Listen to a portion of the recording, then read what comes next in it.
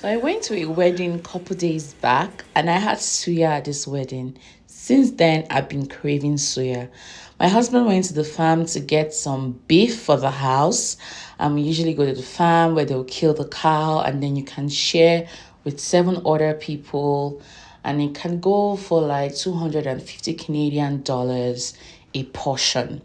So when he brought the beef home, I'm like, you know what? I'm gonna make suya. I try to look for the ginger beef part, the part that makes more sense for suya, maybe easier to cut flat. But it was a whole sack of it. I wasn't even ready to start going through the whole thing. I shall just picked some of the beef, cut it in thin slices, and then we marinated overnight.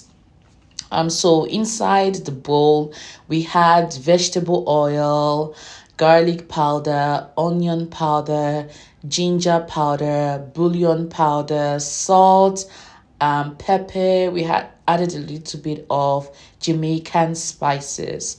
So just kind of everything in the spice rack, except of course for some pepper soup type of spices we didn't use that.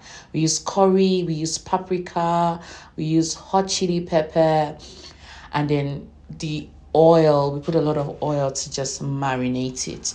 And so we covered with a cling film, put it in the fridge and left it overnight. So that was before we started making it. It stayed marinating for about 14 hours. And then we soak the sticks, the barbecue sticks, the skewer sticks. We soak them in water overnight as well. So it's just easier for you to put the meat inside. It was very easy to pierce through the meat. They were flat and tenderized. So as we put them in the stick, we kind of flatten them out. You want it to cook through and you want it to cook thoroughly. It takes about 20 minutes for suya to be ready once you put it in your grill or your oven. So this is the meat after marinating it and putting it in the skewer sticks.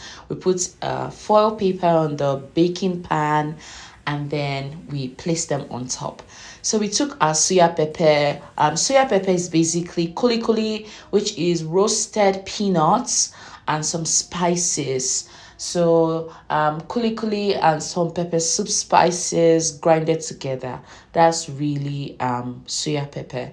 So we're putting the suya, the meat that we've done, we're just going to rub it on the suya pepper before putting it in the oven. This makes it taste so yummy.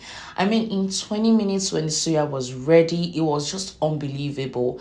I've not been in Nigeria for almost 10 years, but this took me right back. Like it, I don't want to say it tasted better than the one at the wedding, but it tasted really good because we took our time to marinate it. It was oily, it was yummy. It was not too oily, but it was just sumptuous and just, delicious. So this is after the meat has cooked for a bit. I took it out and rubbed it in a new batch of soya pepper again to kind of get it inside the meat. Take note that this meat is already marinated for about 14 hours. So yes, it's already tasting delicious, but this is just to add that Aboki Suya vibe. So this is me flipping it in the oven. We're done with it now. So just flipping it for a bit. And then I'm rubbing some more suya pepper over it as well.